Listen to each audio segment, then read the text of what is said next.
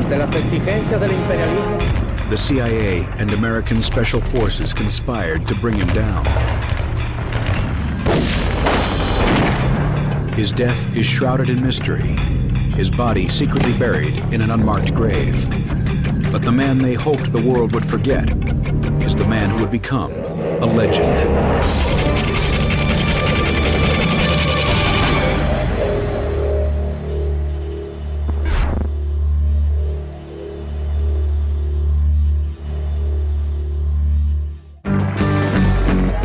He's a man lionized by youth and revolutionaries around the world.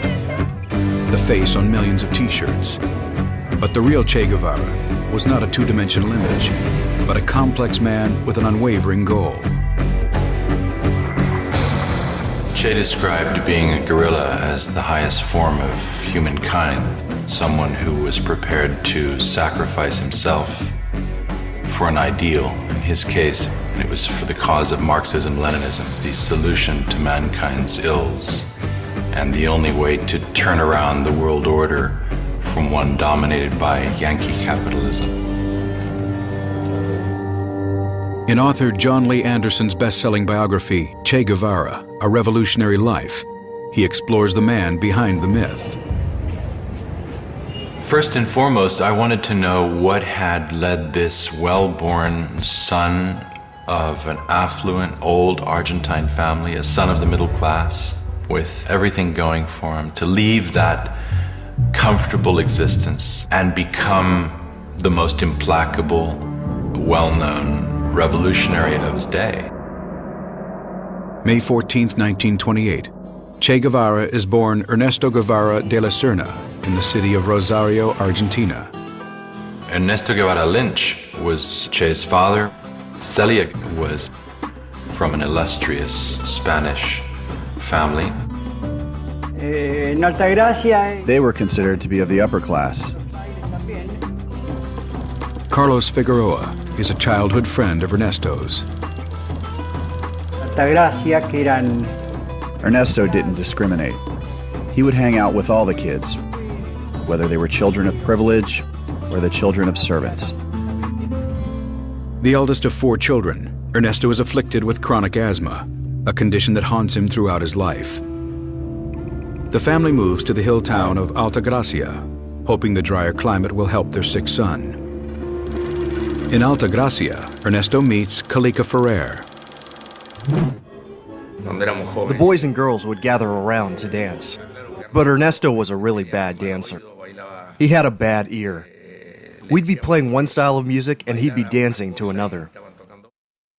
The adolescent Ernesto was known for being hypersexual. His first experience was with the family maid. He would try to seduce any woman of any shape, age, or appearance. One of Ernesto's more unusual traits is his lack of hygiene, which earns him the nickname Chancho, meaning pig in Spanish. He had a shirt called the weekly shirt because he would only change it once a week. We called him Chancho, and it stuck with him ever since. But he didn't mind. He kind of liked it. Yet for all Ernesto's wild antics, he possesses a very introspective side. He was always searching for a kind of the meaning for life. He was more advanced than his peers. He read serious authors. Nehru and Gandhi and Steinbeck and Faulkner and Mussolini. He was a voracious reader. Though he enrolls in medical school, Ernesto's true education comes from the trips he takes through undeveloped Latin America. Alberto Granado was an older student. He proposed that the two take off for a journey by motorbike the length of Latin America. It was a quest to look beyond the privileged confines that were his birthright.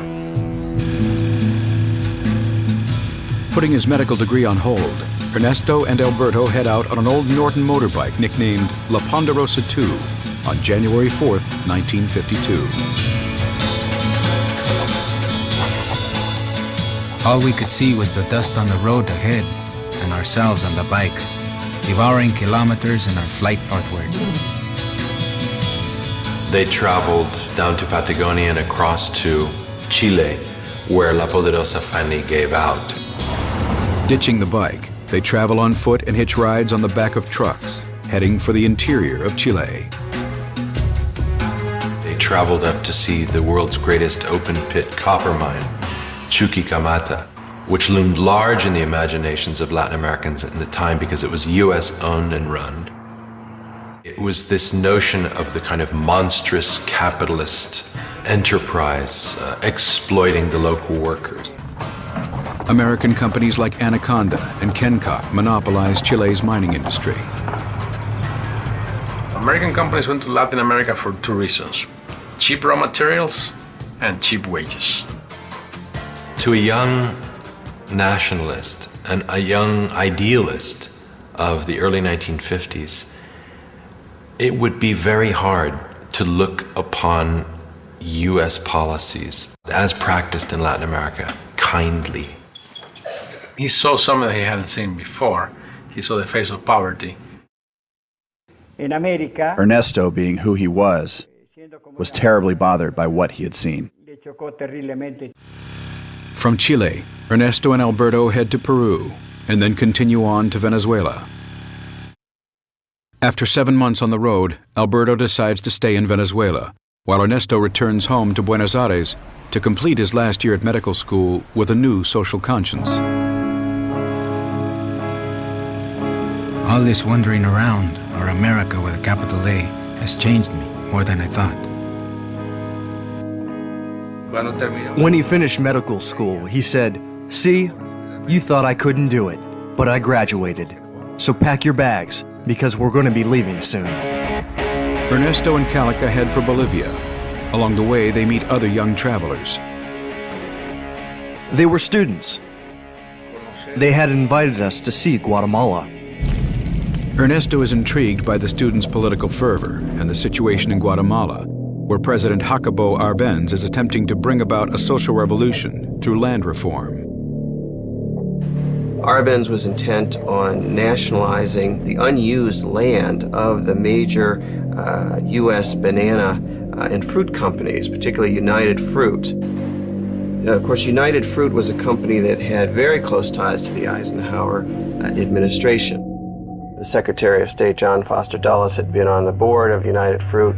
John Foster Dulles was the brother of Allen Dulles, the director of the CIA. United Fruit paid a very skilled public relations specialist to kind of whip up a frenzy about the threat of communism in this small, impoverished country of Guatemala. December 24th, 1953. It is amid this charged atmosphere that Ernesto first arrives in Guatemala. Soon he is introduced to a Peruvian woman named Hilda Gadea. Hilda immediately became besotted with him. She had even went to the point where she pawned some jewelry in order to keep him in his hostels. And eventually they began sleeping together. Hilda introduces Ernesto to followers of a 26-year-old Cuban lawyer named Fidel Castro. He had led an attack on the Moncada military barracks, the second largest military garrison in Cuba, in an audacious attempt to overthrow Cuba's president, General Fulgencio Batista.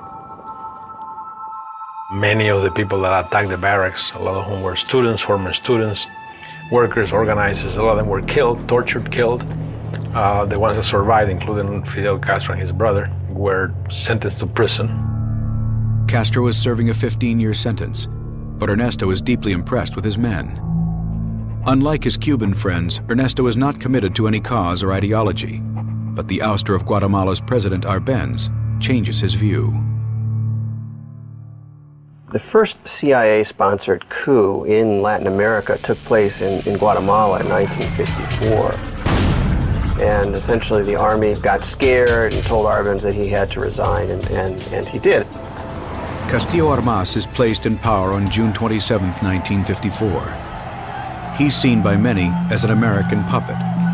He begins arresting suspected communists and anyone connected to the old regime. Threatened with jail and possibly execution, Ernesto takes refuge at the Argentine embassy. He came away convinced that the United States was, as he famously later called it, the enemy of humanity. Jacobo Arbenz Guzman succumbed before the cold, premeditated aggression of the USA, hidden behind a smokescreen of continental propaganda. Ernesto now considers himself a Marxist. Communism seemed to offer a way forward and a ready-made ideology for the kind of new society that could rise from the ashes of the old. Ernesto Guevara, he left Guatemala a very radicalized individual, looking now for a revolution he could fight in. September 1954. Like many other leftists, Ernesto heads for Mexico City, where former President Cardenas had successfully nationalized its oil fields in the 1930s. Mexico had a historic standing as one of the countries on the flank of the United States who had stood up to Yankee imperialism at the turn of the century. Ernesto reconnects with his Cuban friends and is introduced to Raul Castro. After serving 22 months in prison for his role in the Moncada siege, he has come to Mexico City to try and rebuild his older brother Fidel's organization. They liked one another. He was a Marxist, as opposed to Fidel, who was still in prison. Succumbing to international pressure, Batista releases Fidel Castro after having only served a 2-year sentence. He also heads for Mexico City. This was a person who had tried to overthrow a dictatorship by the force of arms, and what a lot of people consider almost like a brazen, crazy attack on the Moncada barracks. Now he was exiled from his homeland, and guess what? He was organizing to try and go back and do the same thing. Where Ernesto is reserved, serious, a communist, Fidel Castro was none of these things. He'd gotten into the rough and ready politics of his day and had positioned himself as a patriot and nationalist. He was not yet a Marxist-Leninist. August 1955. Eager to meet the man who had stirred such passion in his followers, Ernesto asks Raul to arrange a meeting. The meeting lasts all night. Political occurrences having met Fidel Castro, the Cuban revolutionary, a young man, intelligent, very sure of himself, and of extraordinary audacity. I think there is a mutual sympathy between us. They share many of the same ambitions and the same nemesis, the United States. Ernesto is invited to join the July 26th movement, named after the date of the Moncada siege. The only non-Cuban in the group, he signs on as troop doctor and is given the nickname Che. Argentines say Che when they talk to one another. It's an old term meaning, hey, you. And so they began calling him Che. Hilda had been left behind in Guatemala. She now joins Che. Hilda announced that she was pregnant, which came as a bit of a blow. But curiously, he decided to do the right thing, and he married her. Soon after the birth of his daughter Hildita, Che pours all his energy into the movement and the big push for Cuba. Almost immediately, he was off for long periods of time in a ranch outside Mexico City, where they trained militarily. He turned out to be one of the best shots in the group. But word soon gets out, and Che, along with Fidel Castro and most of the July 26 movement members in the city, are arrested and detained. They're in jail for a month. Upon their release, the movement goes underground. Fidel Castro continues with his plans of overthrowing Batista and purchases a beat-up old boat for $15,000, appropriately named the Grandma, to take his small army of 82 from Mexico to Cuba. They anticipate a 5-day journey.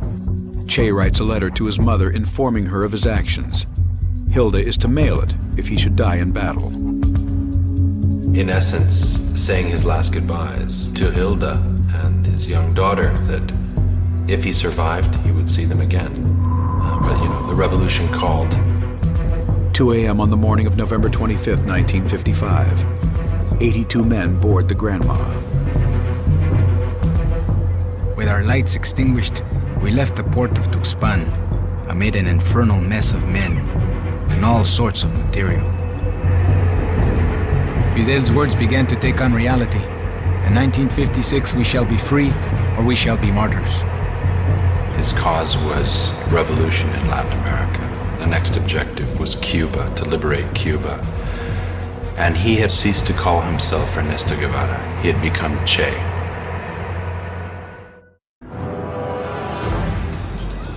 "27-year-old Che Guevara has joined Fidel Castro and 80 others on an armed expedition to overthrow Cuban President Fulgencio Batista. On November 25, 1955, the small army boards an old boat named the Grandma and heads for Havana. 90 miles off the Florida coast, the island of Cuba is enjoying benefits from its booming tourist industry. Havana was the whorehouse of the Caribbean. It was a place where Americans went on dirty weekends. There were live sex shows, showgirls. It was full of prostitutes, drugs. It was a carnival atmosphere to which a lot of American tourists flocked. And there were some very positive aspects of it, but there was another Cuba, and the other Cuba was a Cuba that was basically run militarily by dictatorship. Although the Eisenhower administration supports Batista, most Cubans consider him a ruthless dictator. Fulgencio Batista was as much of a thug as ever governed a Latin American country. He was somebody who was considered beholden to U.S. economic interest, to the interests of the U.S. mafia in Cuba. The 7-day passage aboard the Grandma has been turbulent. The entire boat took on an aspect both ridiculous and tragic. Men with anguished faces, holding their stomachs, some with their heads in buckets, others lying in the strangest positions, immobile, their clothing soiled with vomit. It was an unmitigated disaster. They lost their bearings, they lost a man overboard, later saved him. When they eventually reached the coast of Cuba, they landed in the wrong place. They arrive in Cuba 2 days late and in broad daylight.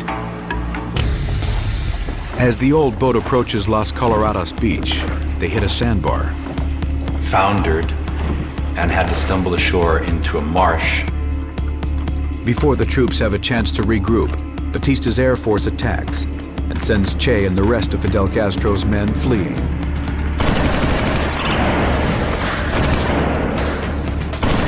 They're able to evade enemy forces for the next 3 days. But on December 5th, their luck runs out. In a matter of seconds, a hurricane of bullets.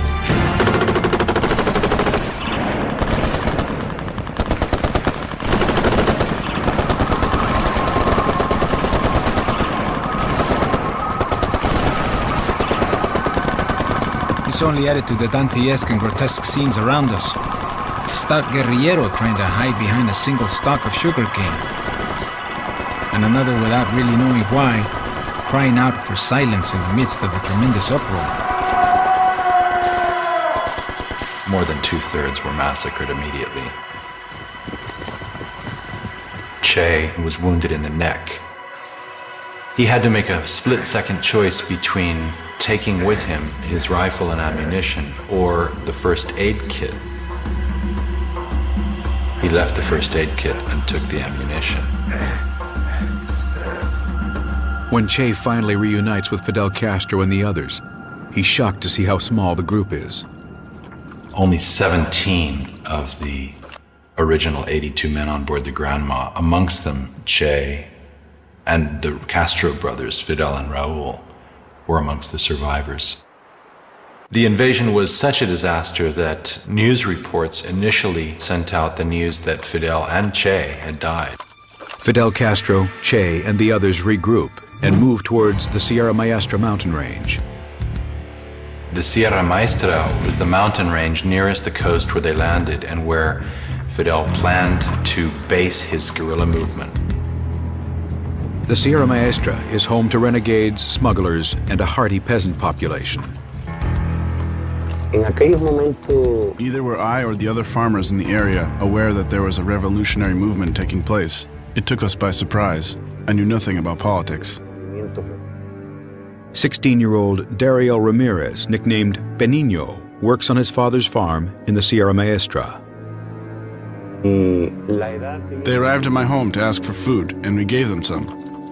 But I didn't help them because I sympathize with them. I helped them out of fear of repression. The strangers in the mountains are viewed with suspicion. Who are these bearded, smelly strangers with guns making a noisome intrusion into their lives? Fidel Castro tries to convince the peasants to side with him and his men. He decided to impress upon the peasants that he would bring about an agrarian reform. And he did that by basically stealing a bunch of cows from landowners and liberating them and handing them over to the area's peasants. That was a fairly popular move. Castro decides it's time to make the rebel presence felt and plans for an attack on an army outpost in the area. Che is heading for his first battle. On January 22, 1957, the rebels stage an ambush on an army patrol.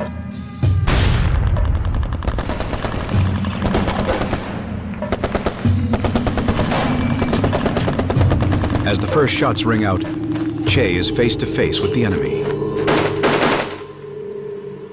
He shot him when he saw him drop, and he seemed to be gauging his own reactions to see how he felt about it. And he felt fine. He felt fine. The small group is now faced with having to execute one of their own. The traitor, a man called Eutimio Guerra, one of their first collaborators, was discovered to be a spy. Fidel sentenced this man to death. No one ever said who had executed Eutimio Guerra, but in Che's personal diary, it emerged that he had, and he described it in vivid detail. Taking the man's possessions from him, exchanging words from him, and then Che stepping up to his side. There was a thunderstorm breaking just then,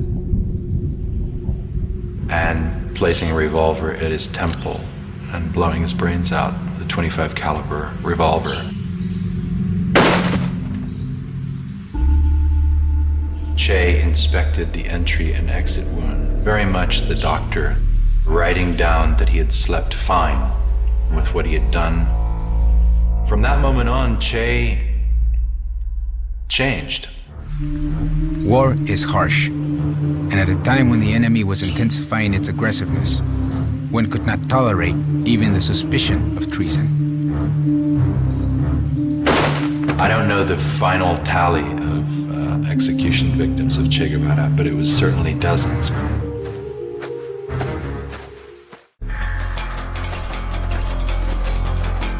February 17, 1957. Hiding out in the Cuban jungle, a small band of revolutionaries led by Fidel Castro contends with the constant threat of army ambushes and traitors in their midst. But thanks in part to Che Guevara's ruthlessness, the group is slowly gaining in strength and fierce reputation. Fidel Castro's troops and their exploits soon catch the attention of the world press. A newspaper editor named Herbert Matthews from the New York Times, who had got smuggled up to meet him. Castro gave the impression to Herbert Matthews that he had like 100 to 150 men. In fact, the mighty rebel army is made up of only 20 men. When the article is published a month later, it confirms that Fidel and Che have survived the initial attack by Batista's forces and that their movement is thriving in the Sierra Maestra. In response, Batista deploys 1,500 more soldiers to hunt down the rebels. On March 25th, Batista's army arrived at my house. They surrounded my home and opened fire because I had been reported as a collaborator with the rebel army. They killed my wife. That's why I joined the rebel army. Meanwhile, July 26th urban members sign up reinforcements. One of the new city recruits is Chuck Ryan, a 19-year-old American attending high school at Guantanamo Bay, where his father works as a U.S. Marine Corps medic. We had a large society with the Cubans. We were all friends, and We went to their weddings and their baptisms and things like that. Well, I offered to help them to get gun supplies to fight against the dictatorship. Soon, Chuck and 2 other teenagers from Guantanamo are invited to join the rebels. So we talked about it and settled a few things and left letters for our parents. The American teens, along with 50 other new recruits, are taken into the Sierra Maestra. One of the first people they meet is Che. I think that the real reason they sent Che was those men that we came with, many of them were very ill because it took us 30 hours of walking to get up those hills with those packs. There are other American volunteers. One of them is 18-year-old Don Saldini. Whole rebel army, including Fidel, Che, Raul, and my group, was estimated to consist of 300 men. Life within the rebel camp is not easy. I had no soles on my boots. We ate when we could. Sometimes we didn't have water. We marched for a couple of 100 miles over the mountains. I was plagued with dysentery and what have you. In the jungles of Cuba, the rebels are vulnerable to all types of health problems, which Che treats. We would get large infected mosquito bites on our legs and things. And he would come over and take the scabs off and put sulfa powder on there. Men were pretty scared of being treated by him. They called him Doctor Sacamuelas, tooth puller. He was pretty rough. He was not known for his delicacy. Along with his doctor's duties, Che proves himself repeatedly on the battlefield. It's been said, in more hands-on fashion than Fidel. Che was a true model in front of us. While Fidel looked for a place of refuge to hide himself, Che was bare-chested. He always rushed to the front lines during battles. His willingness to confront death, to take life, to risk his own life, came together to form a charisma that was highly unusual and which gave him an almost legendary reputation. And he emerged as a man which others feared and also respected and admired. Seeing how well Che conducts himself in battle, Fidel promotes him to commandant on July 12, 1957, and gives him his first military command of 75 men, known as Column Number 4. The vanity which we all have in us made me the proudest man in the world that day. There were those who fell under his leadership and charisma, and particularly very young boys, you have to call them, 15, 16-year-olds. Some of them were runaways who became his disciples, and they became known as Los Cachorros del Che, Che's cubs. He was everything to them, an older brother, a father, a guerrilla leader, an instructor.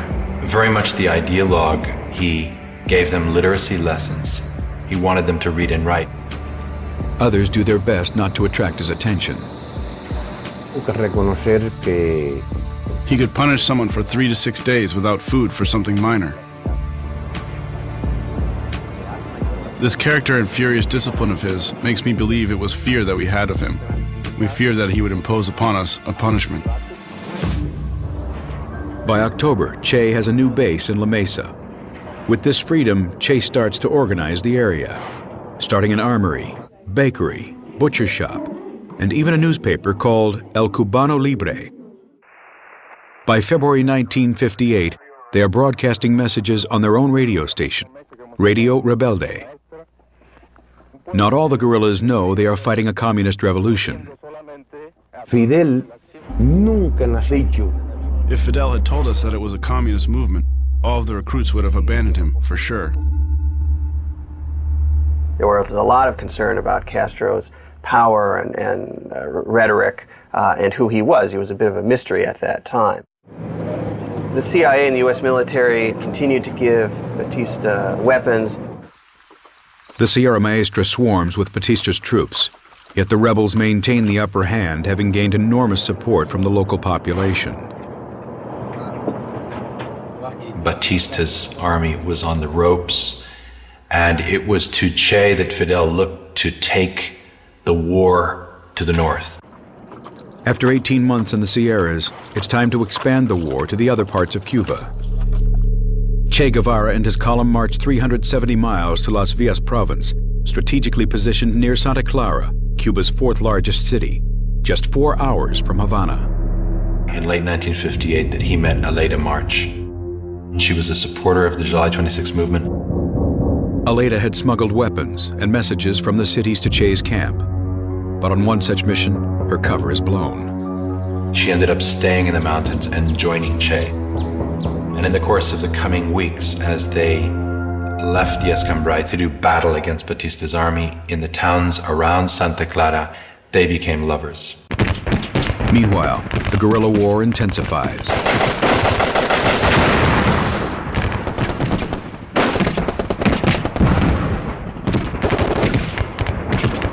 Fidel Castro and his rebel army, now of about 800 men, begin to move through Orient Province, while Che attacks army garrisons using psychological guerrilla tactics to scare away the enemy.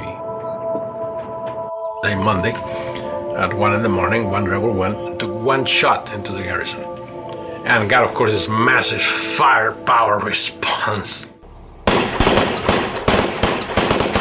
Then went home or went to sleep or went to do something else. The next night, a couple of rebels, one at 11 o'clock and one at 4 in the morning, did the same thing, one shot. By the third night, that garrison was always up and not sleeping. They basically made these people just want to leave. And sure, after about 2 weeks, that garrison just abandoned camp and went into town.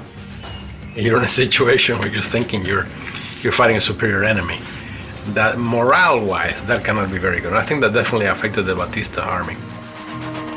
On December 27, 1958, Fidel Castro orders Che to assault Santa Clara, Batista's last holdout, with 340 fighters against an enemy force 10 times the size. The troops were drilled. They knew what they were doing. They knew they had a good commander. They had Che, who was top of the line. They trusted him. We had been monitoring shortwave, Radio Rebelde, and from Santa Clara, from where Che was. And the news didn't sound good, the rebel transmission, but they're getting clobbered. But the reports are mistaken. They're fighting against an army which is larger, but the people that get conscripted into the army are really very, very poor people. They have no stake in Batista staying in power. Realizing the futility of resistance, they surrendered, and more than 100 guns passed over to the side of freedom. The final blow to Batista's forces come when Che and his men ambush an armored train, bringing reinforcements to Santa Clara.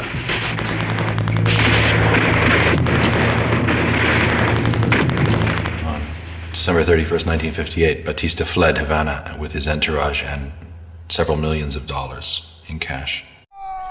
As news of Batista's departure spreads, troops begin to surrender.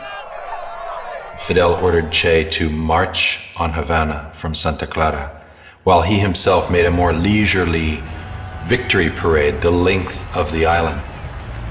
32-year-old Fidel Castro and his rebel army arrive in Havana on January 8, 1959. Today, all eyes, those of the powerful oppressors and those of the hopeful, are fixed on us.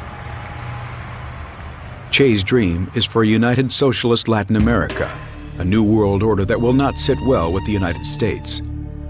To attain it, Che will spread revolution across the continent. But first, more blood will be shed.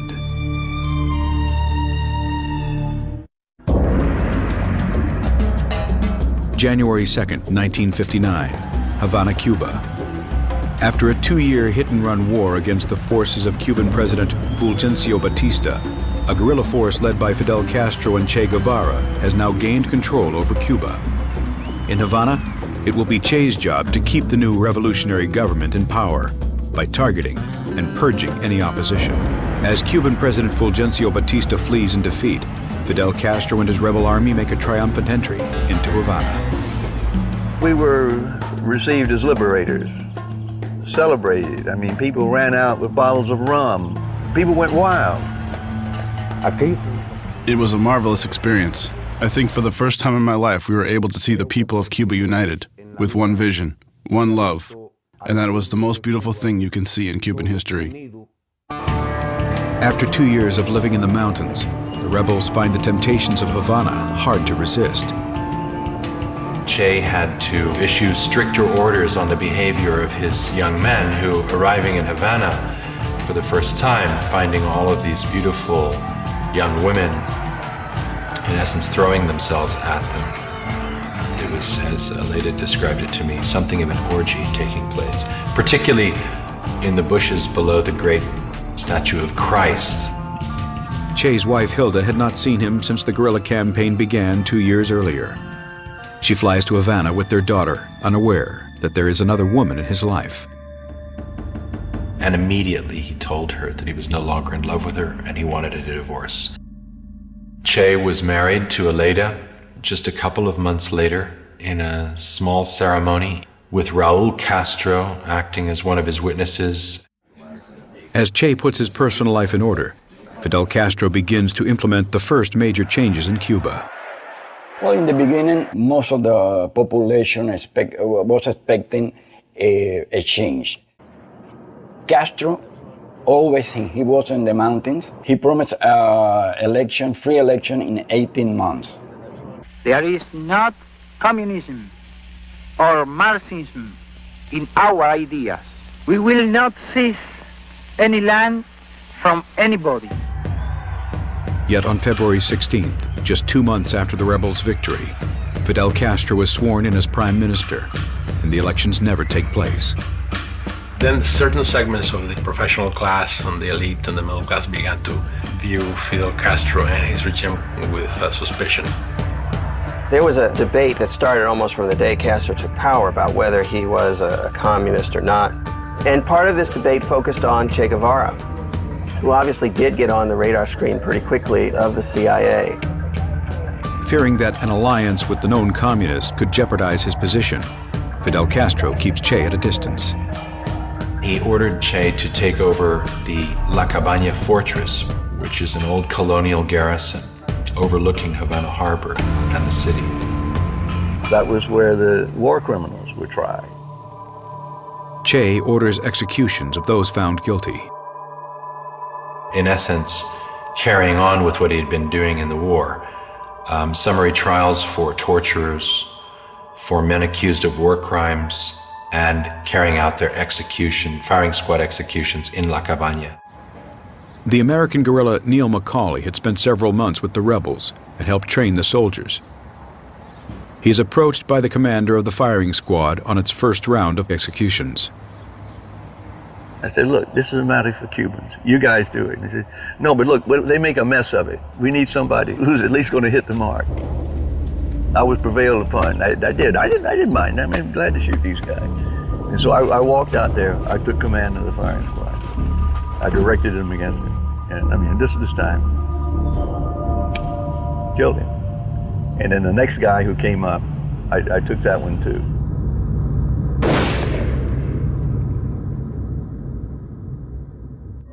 Over the next 18 months, hundreds, some say thousands of people are executed by firing squad.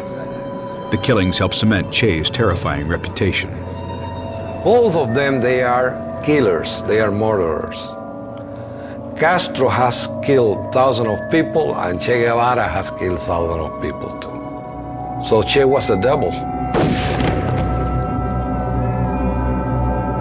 Along with the guilty, some claim that many innocent men are also executed.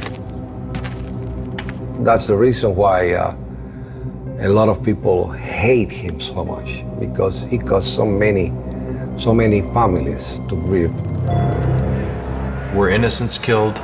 Possibly. I don't know of any particularly. What this did, though, is it showed that Fidel meant business. Don't mess with the revolution. Cuba's a dangerous place. As Che continues with the war tribunals, the same questions in the United States regarding the new regime are being asked across the globe by Soviet Premier Nikita Khrushchev. My father asked intelligence, KGB, his political analyst, who are these guys?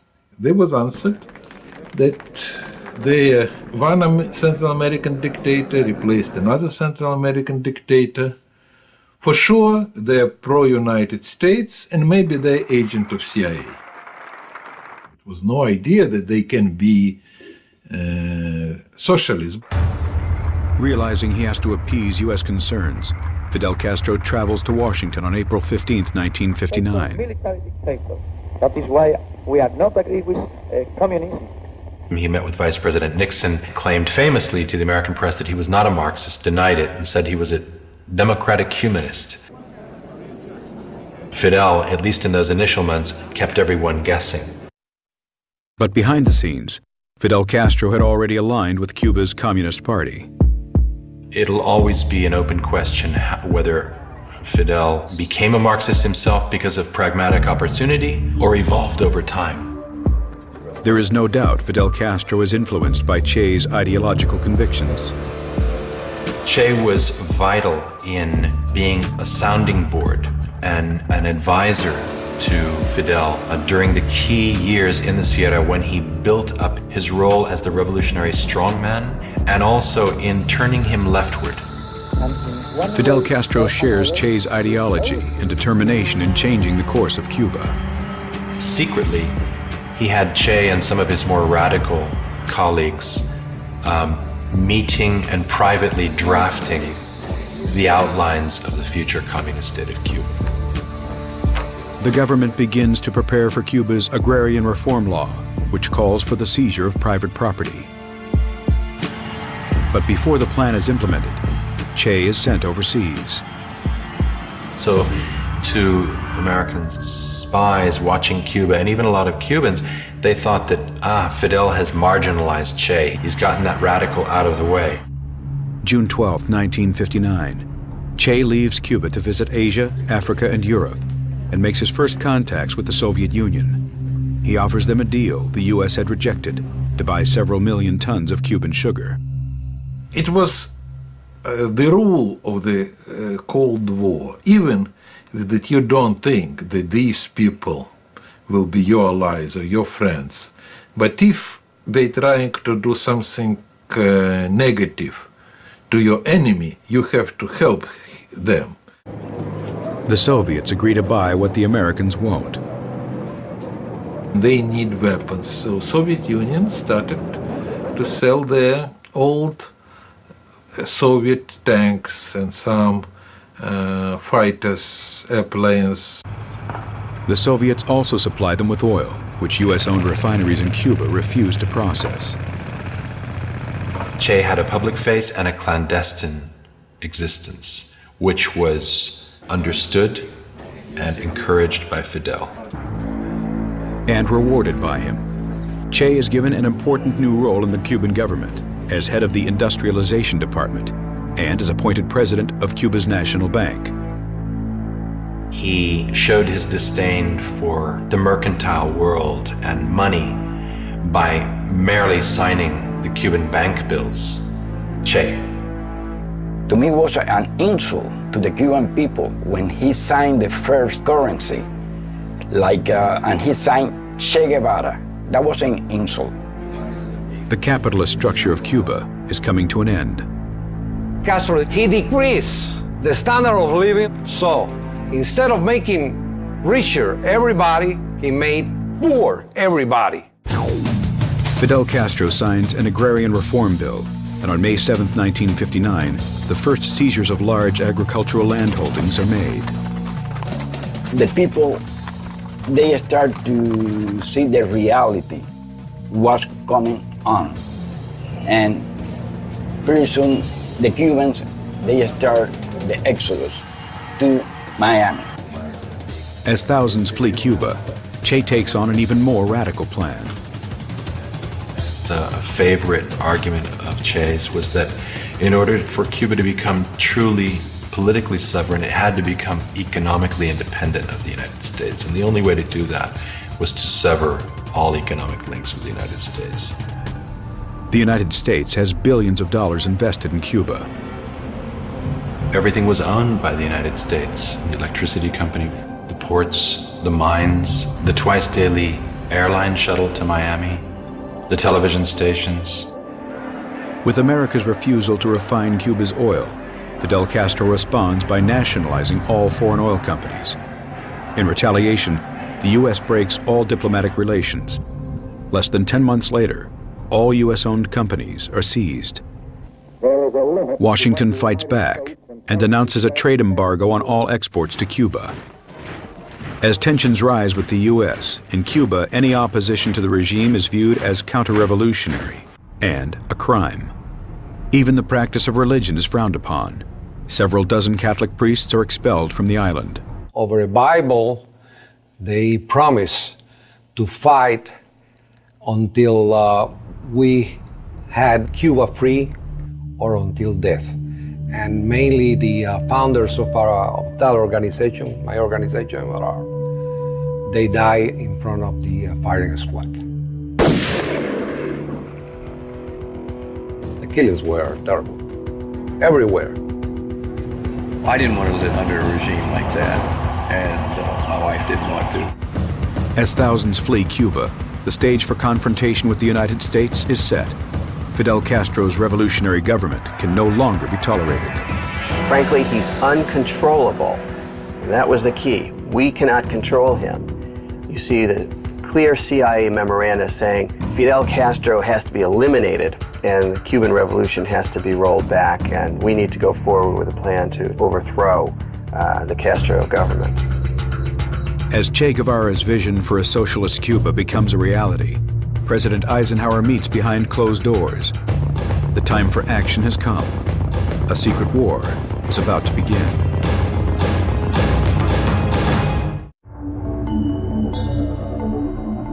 Within a year of Fidel Castro coming to power, the capitalist economy in Cuba has crumbled.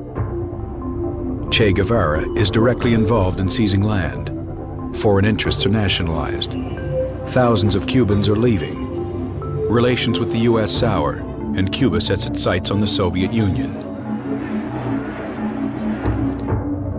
America takes action. A plan has been presented to President Eisenhower, and he signs it. A covert operations program to invade Cuba goes forward. The U.S. responded to the radicalization in Cuba by building up its biggest ever CIA base in Miami, recruiting thousands of Cuban exiles to work for it. One of the CIA's recruits was a young man called Felix Rodriguez. Born and raised in Cuba, Felix's family fled to Miami after Fidel Castro came to power. I learned that they were training camp to go and fight Castro, so I joined them. And I was then 18. The Cuban exiles train in Guatemala under the direction of the CIA, and a smaller group is sent into Cuba. Our team infiltrated Cuba before the invasion to work with the resistance. Back in the United States, John F. Kennedy is sworn into office on January 3rd, 1961. At the very first meeting, the CIA director for the Western Hemisphere said, unless you eliminate Fidel Castro, Raul Castro, and Che Guevara as part of this plan, you are never going to win. This is going to be one long, drawn-out affair. Kennedy agrees. Not only will he support the CIA plan to invade Cuba, but CIA assassination plots as well. So, in August of 1960, a very high CIA official named Richard Bissell authorized the CIA to create poison pills that would then be sent to mafia contacts inside Cuba and somehow put in Fidel's food. Although the assassination attempts are unsuccessful, the plan to invade Cuba begins on April 15, 1961. It was in the course of the fighting that Fidel finally showed his true colors and announced that he was socialist, Marxist-Leninist, that the regime henceforth was going to be allied to the Soviet Union. Fidel Castro gives Che command of Cuba's Western Army, but the invasion comes further south in an area called Playa Girón, the Bay of Pigs. As the 1,500-man Cuban exile army known as Brigade 2506 approached the island on April 17, 1961, their boats are sunk by Castro's Air Force. We was waiting some support, like air support, Navy support, but nothing of that happened. Within 48 hours, this force was largely decimated. Che had been far from the action, but he and Fidel Castro are credited with fighting off the Americans. And they were heroes for everybody, in school, in the universities, on the Soviet leadership. For America's new president, the invasion is a disaster. It was a famous meeting between Che Guevara and a Kennedy aide named Richard Goodwin. The first thing he said to Goodwin was, "Thank you for the Bay of Pigs. It allowed our revolution to consolidate." Before the invasion, we were a somewhat fragmented, young government, but after the revolution, our victory and the kind of nationalist fervor that your invasion caused has allowed us to truly move forward far more stronger than we had been before. It backfired in every conceivable way possible. Fidel Castro and Che are convinced that America will invade again and turn to the Soviets for protection. My father told, we cannot protect Cuba using our conventional forces. So it must be signal. If you invade Cuba, you will be in trouble because we are serious. The last discussion about deploying missiles in Cuba, it was in Che Guevara and Khrushchev. It's not long before the Soviet missiles installed in Cuba are detected.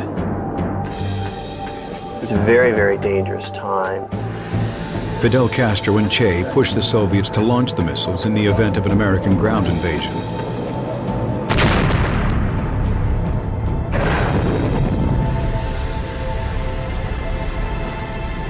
Castro was so aggressive that Khrushchev totally cut him out of the loop on these negotiations. Without consulting Castro or Che, Khrushchev makes a deal with Kennedy.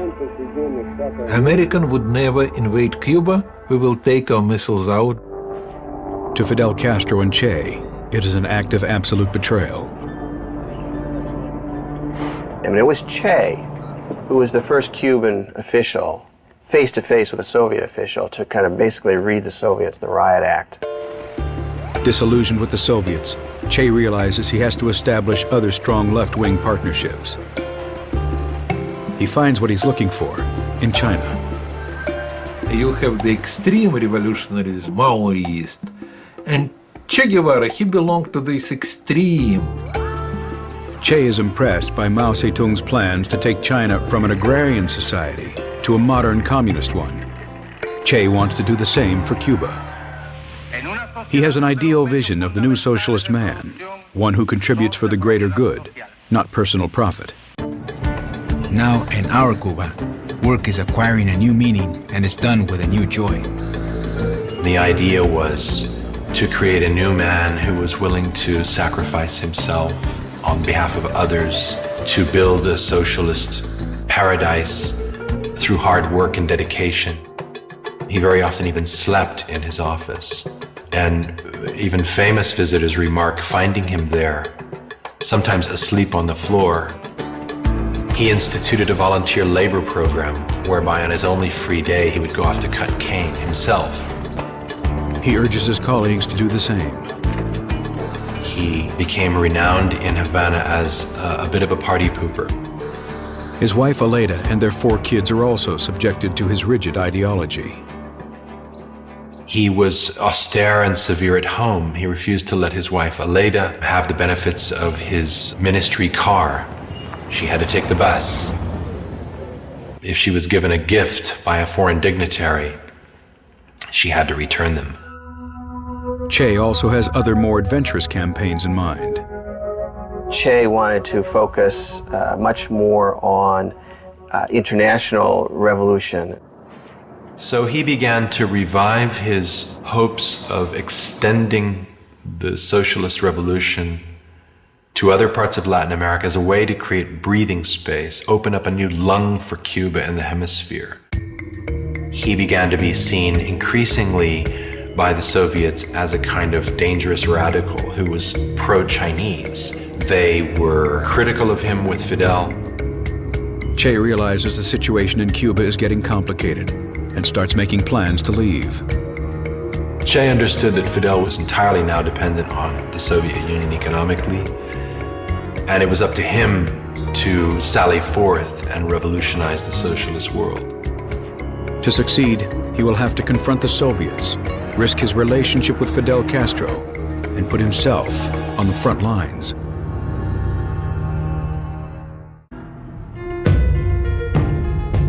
By 1963, Cuba's economy has hit an all-time low. Che Guevara's plans to propel the country forward have failed.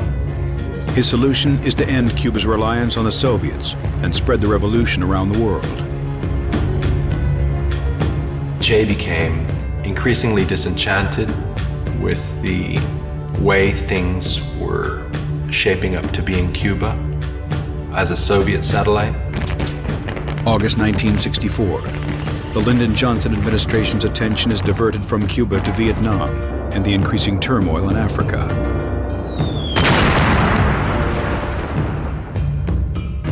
The Cubans also have their eyes on Africa, particularly on what had been the former Belgian Congo. The Congo lay at the heart of Africa. It could be a kind of motor or heart for socialist revolution which could radiate outward and liberate the hemisphere. President Kasavubu's government, backed by the CIA, fights a rebel group called the Congolese National Liberation Movement.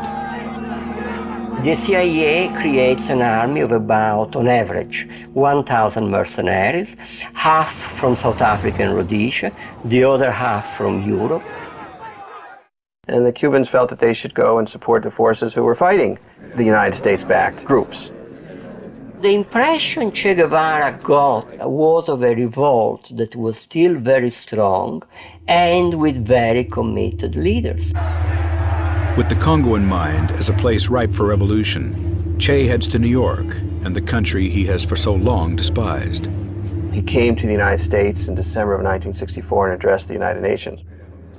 Total de los artefactos termonucleares y apoyamos la celebración de una conferencia de todos los países del mundo para llevar a cabo estas aspiraciones de los pueblos. Wearing the green fatigues of the revolution, he criticizes the U.S. involvement in Vietnam and the conflict in the Congo. Next, an appearance on Face the Nation. Che continues to the North African city of Algiers, where he makes a speech openly criticizing the Soviet Union. Che, in essence, broke his sword with the Soviets. When he returns to Havana, Che and Fidel Castro have a closed-door meeting. Having blasted the Soviets, who were, after all, the hand that fed Cuba, having bitten them in the hand, Fidel had to say, Che, I think it's time you go. And I think Che said, I think it's time too. Che hopes he can win back favor by leading a successful campaign in the Congo. The mission is to help support and train rebels in guerrilla warfare. Che had Fidel's blessing, and he essentially disappeared from the domestic political map of Cuba. Che and his men arrive on the Congolese shore of Lake Tanganyika on April 24th, 1965. First of all, in the Congo, nothing was prepared. There was no chief. There were no men ready to fight. In the case of the Congolese rebel leader, Laurent Kabila, he actually visited the front himself only once. Kabila arrived in a speedboat with a couple of prostitutes and several bottles of whiskey. Che's own Cubans almost mutinied on him once they saw the kind of men they were fighting alongside. The few men that were there, when we gave them the weapons, they didn't know what they were receiving. They had no knowledge of weapons or ideology. They didn't know anything. Che hopes he can get the rebels into shape and stages a few successful raids, but loses 6 of his own men in the process. Che had not been seen in almost a year. CIA believed that he had died or might have even been killed when he left Cuba. October 3rd, 1965, responding to speculation that he had ordered Che's death, Fidel Castro reads a letter Che has written to him. I feel that I have fulfilled the part of my duty that tied me to the Cuban Revolution and its territory. And I say goodbye to you, to the comrades, to your people, who are now mine. I formally resign my positions in the leadership of the party, my post as minister, my rank of commander, and my Cuban citizenship. Nothing legal binds me to Cuba.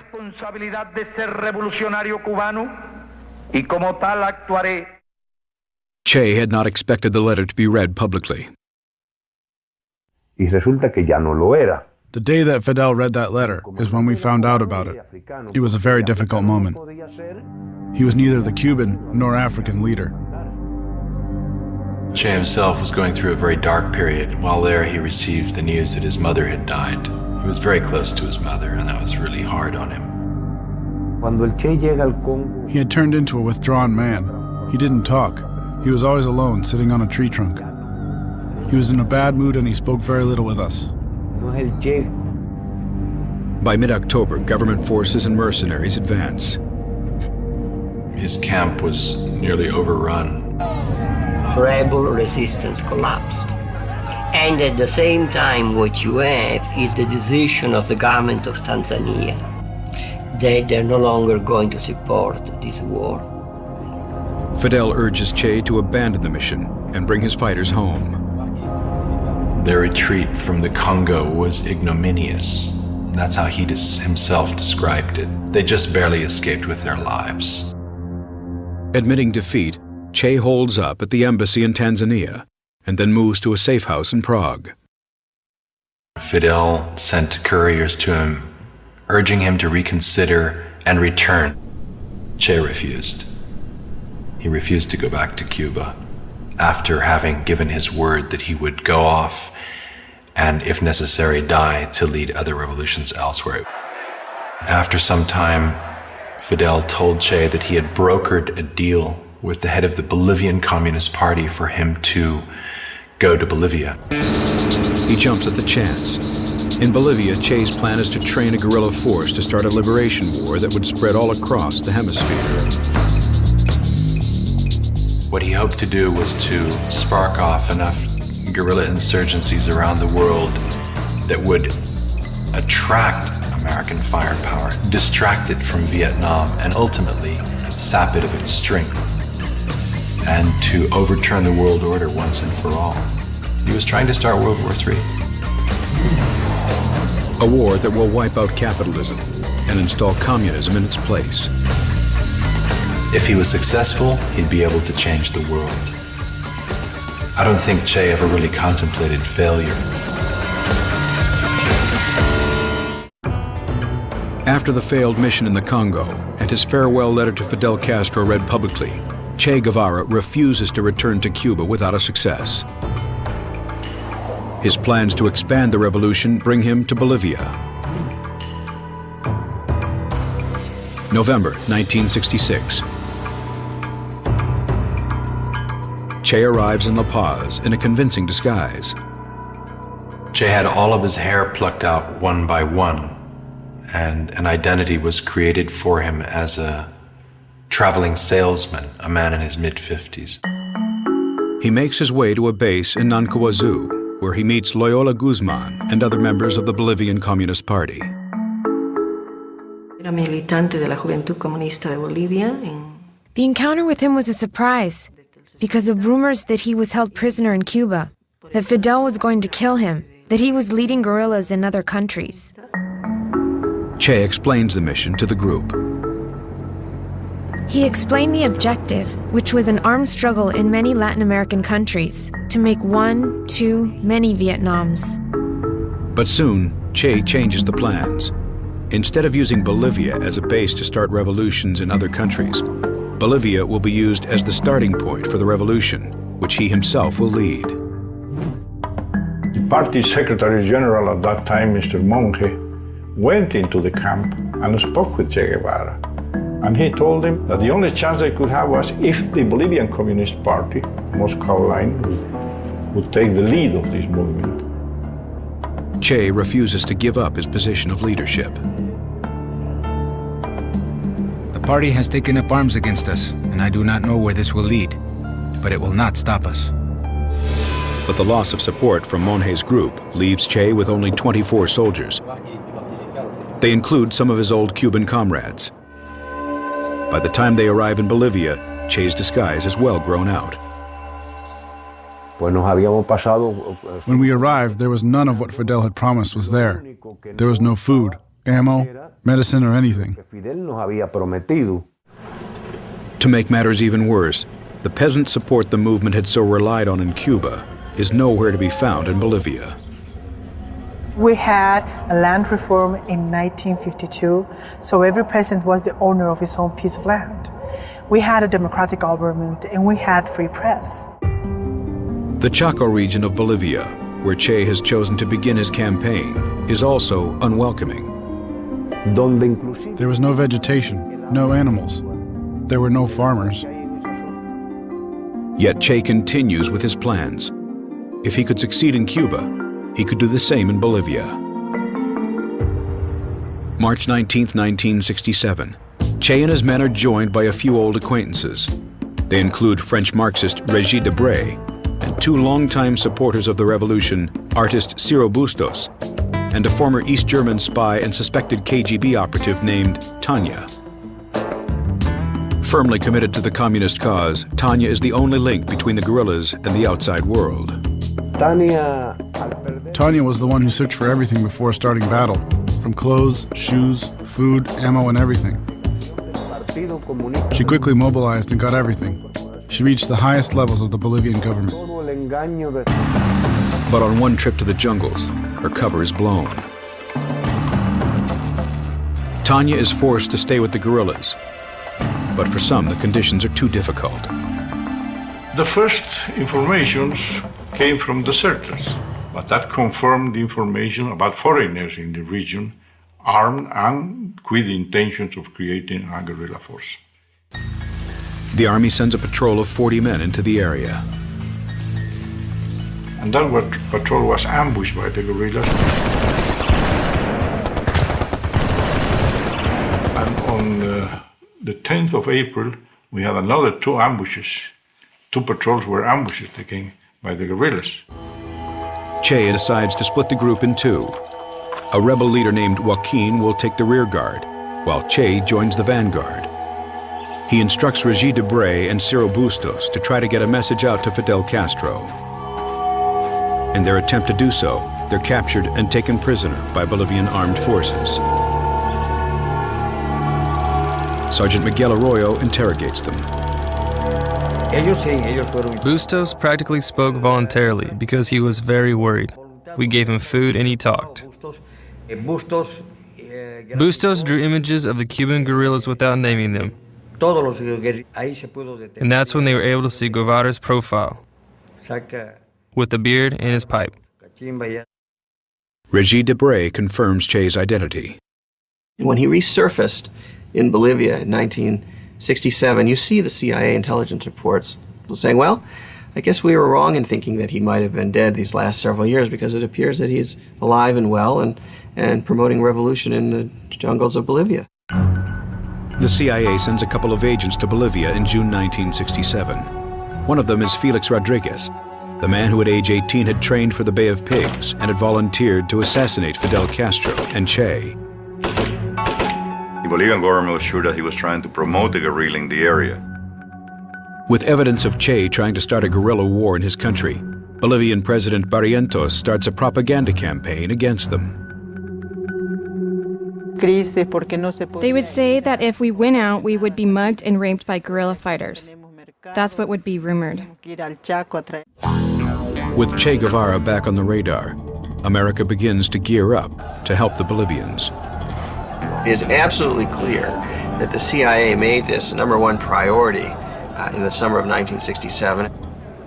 Lyndon Johnson was monitoring day by day the progress that was being made and tracking down and eliminating the great revolutionary Che Guevara. A legacy of Kennedy's presidency is the creation of an elite counterinsurgency group known as the Green Berets. They are deployed to Bolivia. The mission was to train from scratch a Bolivian Ranger battalion, specifically trained in tactics, to go after Che Guevara and his guerrillas. 800 Bolivian soldiers are selected and trained at a camp called La Esperanza. Metódicamente, ¿no? We were like kids in a toy store, practicing with real war munitions, particularly machine guns, rifles, hand grenades, rockets. They were willing students, they were enthusiastic. They turned out to be good soldiers. As things heat up in Bolivia, Che decides it's time to leave, but not without all his comrades. It's been 4 months since Che's column has seen the rear guard. They had stayed behind at base camp with the sick, including Tanya. She was physically in pretty poor shape. She had a uterus cancer that was eating her, and there was a report from the guerrilla that she was delaying the movement of the guerrilla because she could hardly walk. Che wants to link up with the group to make their way towards the Andes for their final escape. Only days apart, both groups begin to move separately towards the Rio Grande. On August 31st, Joaquin's column gets there first. And they contacted a peasant to show them how to cross the river. But the peasant betrays them and informs the army exactly where Joaquin plans to cross. And when this group was crossing the river, he ambushed them and killed them, including Tanya, the only woman on the group. She was shot through both arms, went through the whole body, and her body went right into the water. And basically, the whole guerrilla was annihilated with the exception of 2 guys. Once his comrades in the second column were wiped out, the story of Che Guevara in Bolivia was really a survival story after that. A kind of epic journey. They moved from a beastly hot, thorny wilderness up into the high Andes, underfed, under ambush, sick. By September, 39-year-old Che and his men have been moving through the harsh Bolivian jungles for 10 months. Che had lost almost half his body weight. His hair was matted and long. His men were hallucinating. Juan Pablo Chan was practically blind. Paco was now crazy. He was mentally insane. Willie didn't want to fight anymore. It was all terrible. Che sends Benigno to get some much-needed supplies. As they approach the village of La Higuera, they run into an army ambush.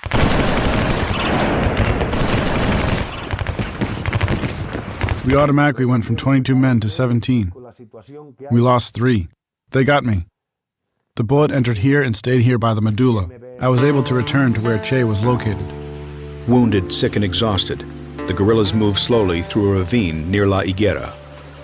On October 8th, they're spotted by a local farmer who reports back to an army officer. The 2nd Ranger Battalion is immediately deployed to the area. Everyone had to get their weapons and get ready. One of the columns was so large that it had 650 soldiers transporting during the night. So I got about 70 men with me and went down to La Higuera and from there to the ravine. As the Bolivian Rangers descend the mountains, Che realizes he and his men are trapped.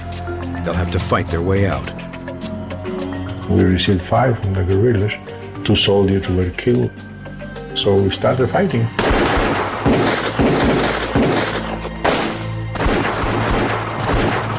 The guerrillas are clearly outnumbered. Some of the guerrillas were killed. Che himself was wounded, and his rifle was literally shot out of his hand. He was incapable of firing it.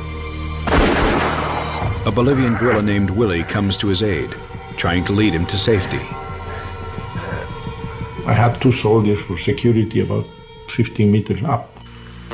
They had seen these 2 guys trying to get out of the ravine, coming slowly, and they waited. They were right up to them. The 2 guerrillas have nowhere to run. One thing that caught my attention was he was carrying a small pan with 6 eggs. He was very careful with these 6 eggs, probably because he was going to his food for the next days. No? So I asked him, "Who are you?" And he said to me, "Look, I am Che, and I'm worth more alive than dead." It has taken an army to catch him, but Che Guevara has finally been caught. The Bolivians are hungry for blood, yet the only ones who can save him are the ones who Che hates the most.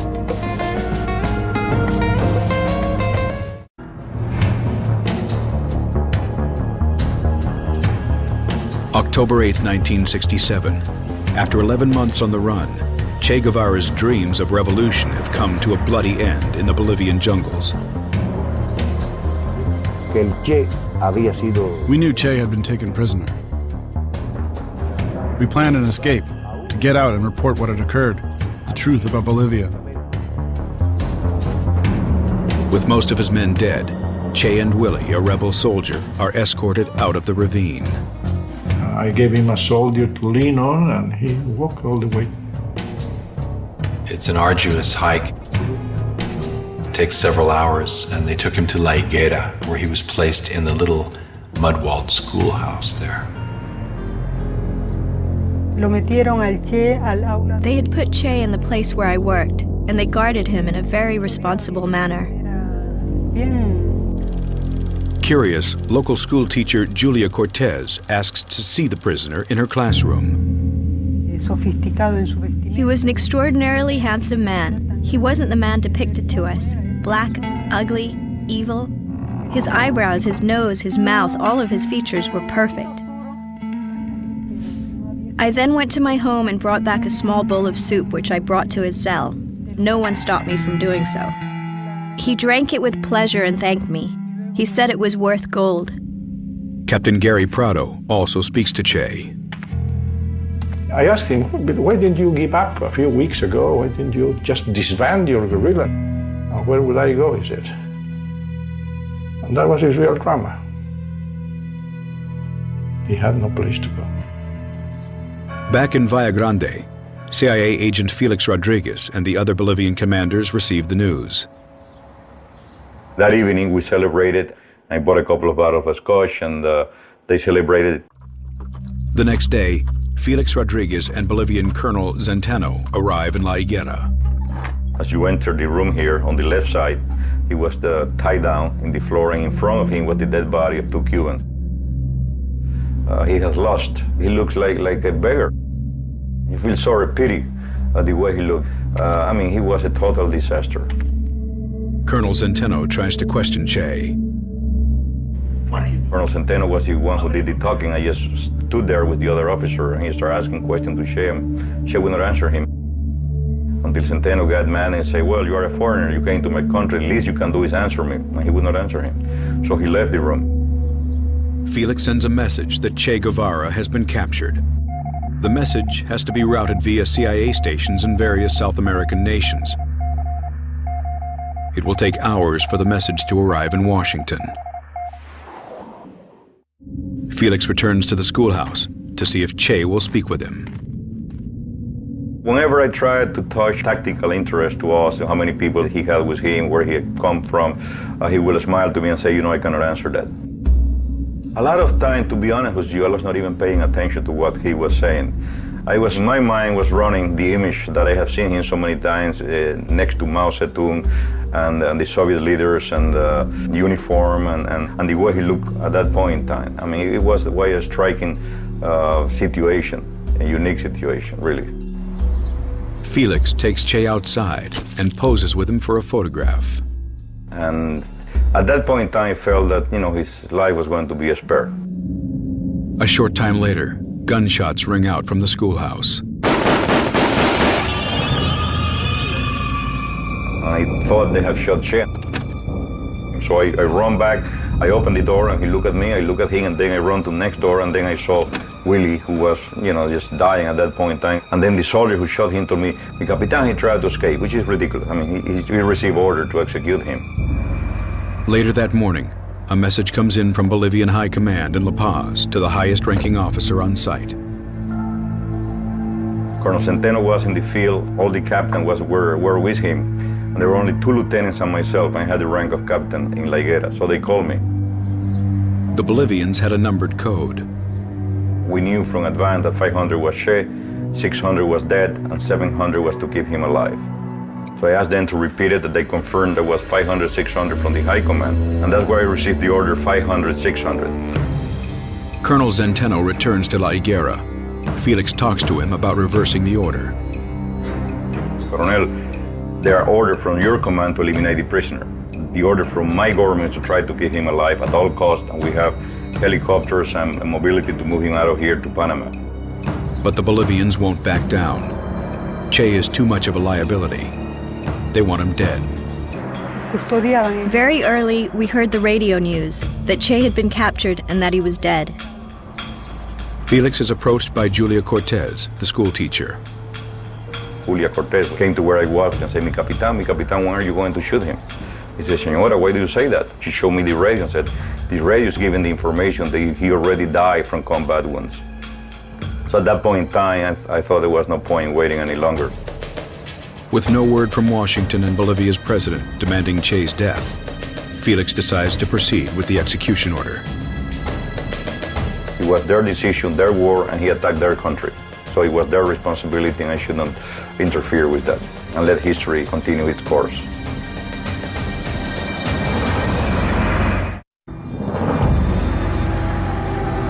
Only a day after Che Guevara's capture, the Bolivian government orders his death. News reports falsely claim he has been killed in battle.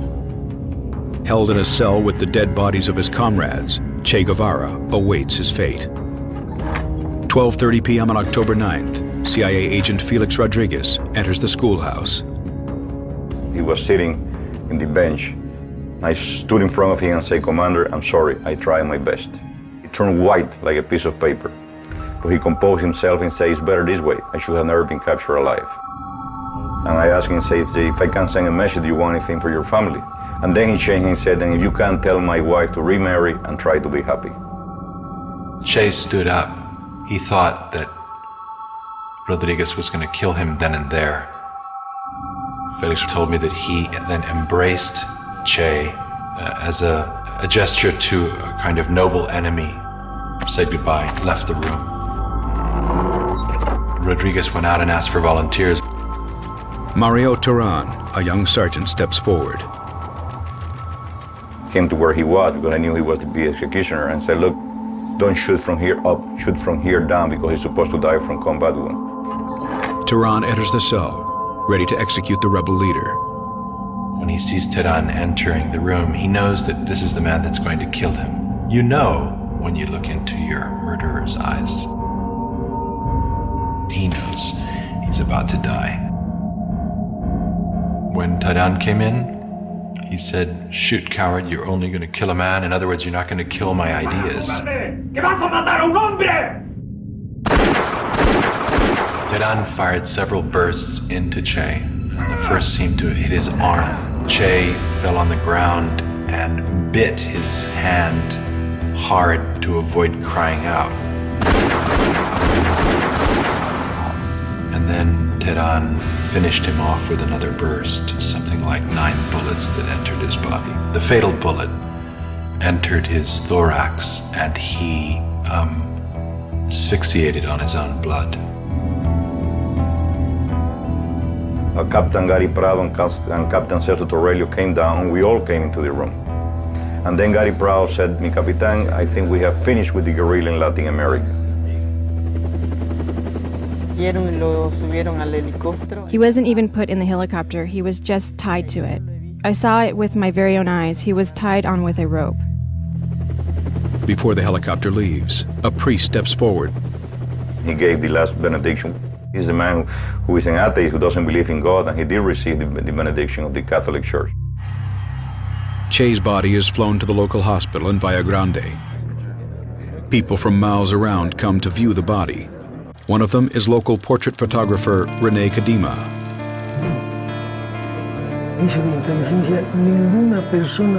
When I went in, there were about 10 soldiers guarding Che.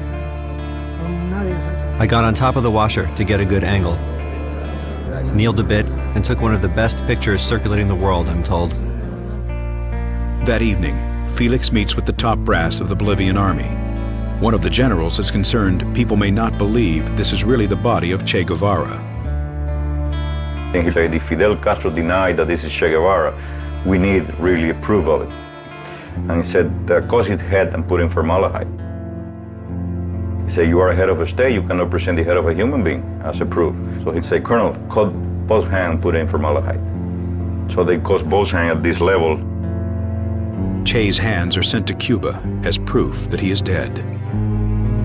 It was the next day when Che's body disappeared. Che's body, along with his dead comrades, have been secretly buried in an undisclosed place. It was a combination decision between the Bolivian president, the CIA, and the generals on the ground there. The idea was to deny Che a burial place where his followers would find him and be able to render tribute to him. October 18th, Fidel announces Che's death to the people of Cuba. When I heard that Che had died, I didn't believe it. I didn't think it was possible. Around the world, people demonstrate in protest against his execution. In death, Che's legend grows. His face has come to be the quintessential icon for youthful defiance of the status quo. Che's burial site remains a mystery for 28 years, until author John Lee Anderson uncovers the truth.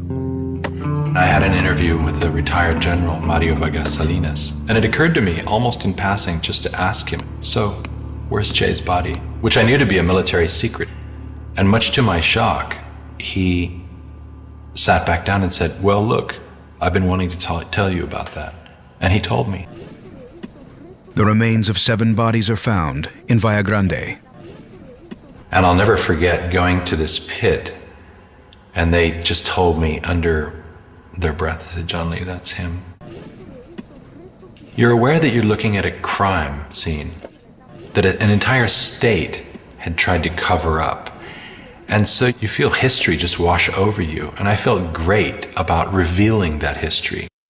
Che and the others are finally laid to rest in a tomb in Santa Clara, Cuba, on the 30th anniversary of his death. His beautiful martyrdom helped play out in nurturing and encouraging future generations of revolutionaries in Latin America and elsewhere.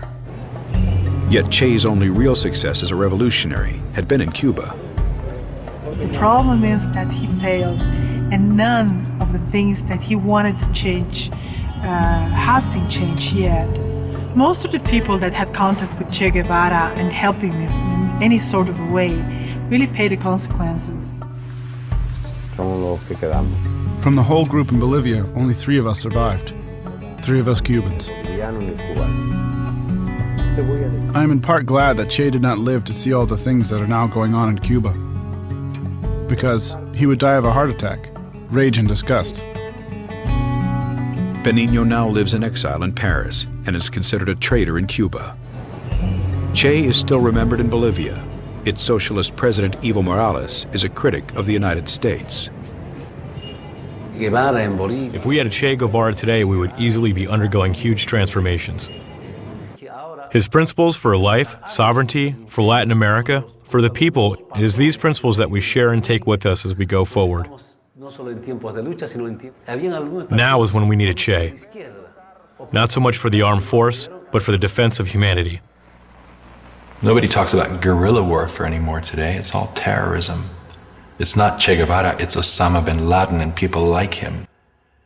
Che was almost a purist. He didn't agree with terrorism. There were no car bombs in Che's world of war. There were no suicide bombers. There was the idea of noble sacrifice. In the end, Che was a paradox, both someone whose social indignation and passion I can empathize with and understand, but someone whose cold logic at times and whose rhetoric, and sometimes whose actions, I found terrifying. Someone whose aspirations were to change the world and who tried but ultimately failed.